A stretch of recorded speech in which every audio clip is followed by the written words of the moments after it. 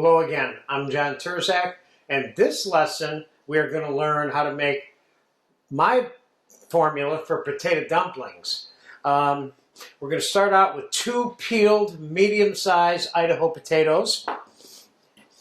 We're going to give them a little bit of a cut up, and then I'm going to get these in the food processor with 2 whole extra large eggs,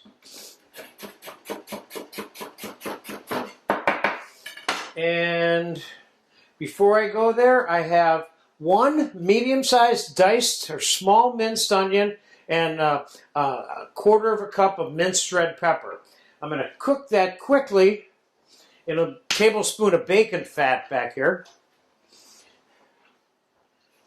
while we're doing this, because we're going to add this mixture to our potato dumpling mix. So let's get the potatoes into the food processor with the 2 eggs.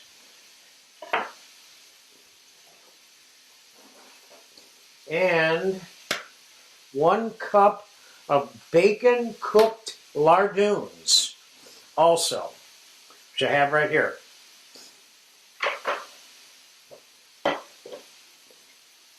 And let's give that a zap.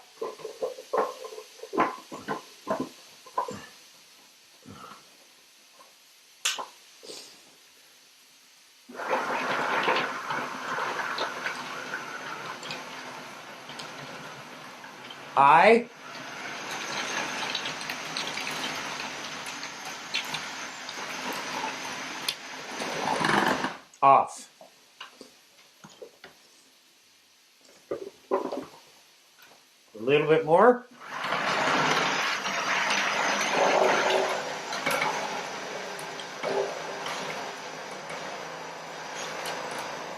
Okay, let's take our egg and potato mix, which is all raw. Now, rather than give you, onion and peppers are doing good, and I'm going to shut that off. So, rather than give you a very specific amount of flour to put in here, I'm starting out with a little more than a couple cups of flour, and I'm going to put some of it in, and I'm going to mix this until it reaches a certain level of paste, or what I would consider to be dough.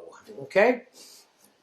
When it gets doughy enough, I will have put enough flour in. So far I got a cup of flour in here now.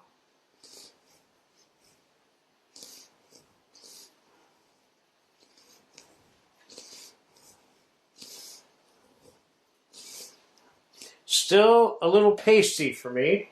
I'm going to put another 1/2 cup of flour. Now I have 1.5 cups of flour in here.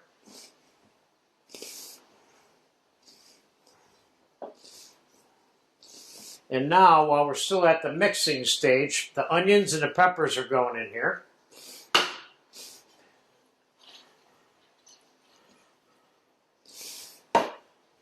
And it's getting to be more and more like dumpling dough as we go along. I want to put some salt in here.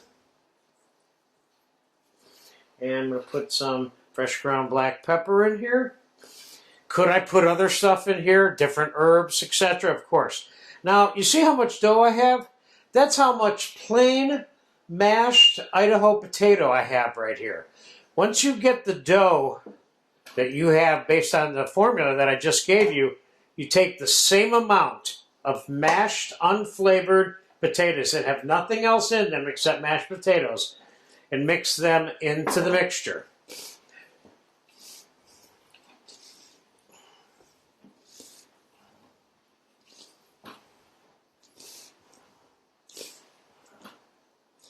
I'm going to stuff these with little cubes of cheddar cheese.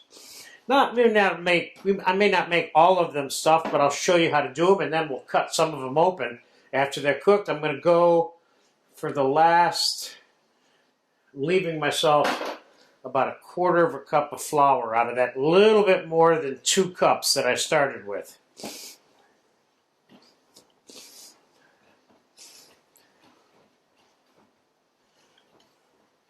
I'm going with the rest of it.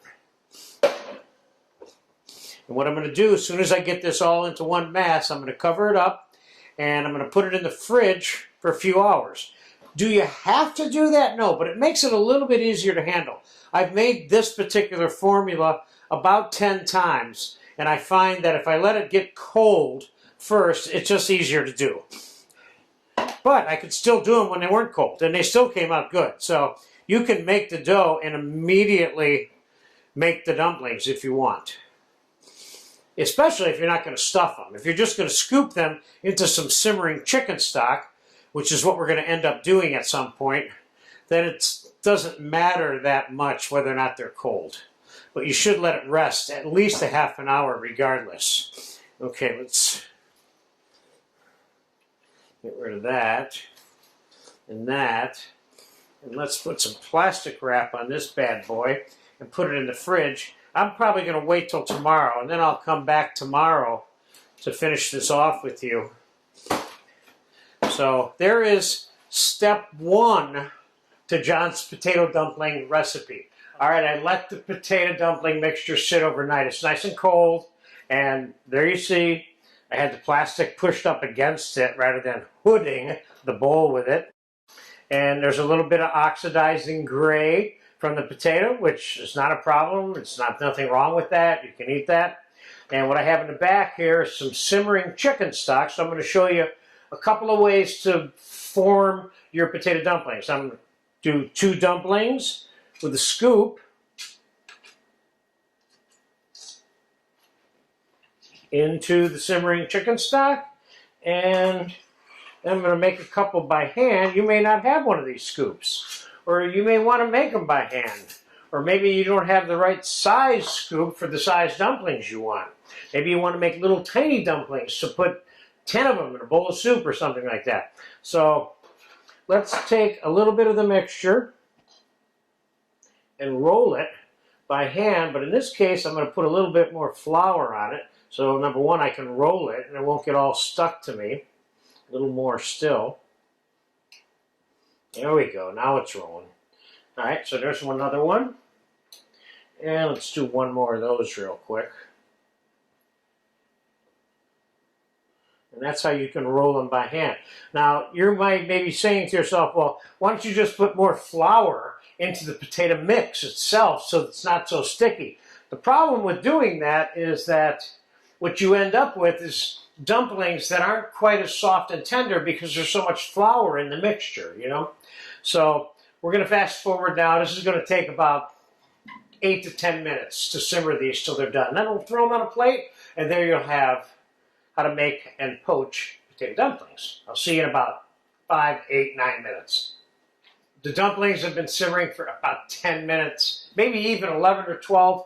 But the important thing for you to remember is, depending on how big the dumpling is, that's how long it has to cook, okay? They swelled up a little bit. Here. They look good.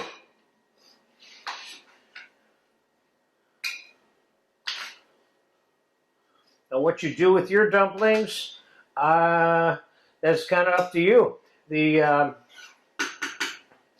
I love serving these with sautéed onion and bacon, or making them smaller versions of these and putting them in soup. And you name it. Let's take a little peek at the inside of a couple of these. See, those are nice and soft.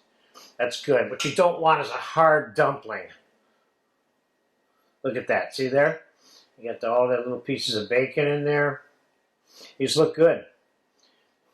Okay, so there you have it. How to make potato dumpling mixture, mine anyway. Of course, there's all kinds of ways to flavor it. You don't have to put any bacon in it. You can make these 100% vegetarian, no problem. But this is the good basic formula. Thank you.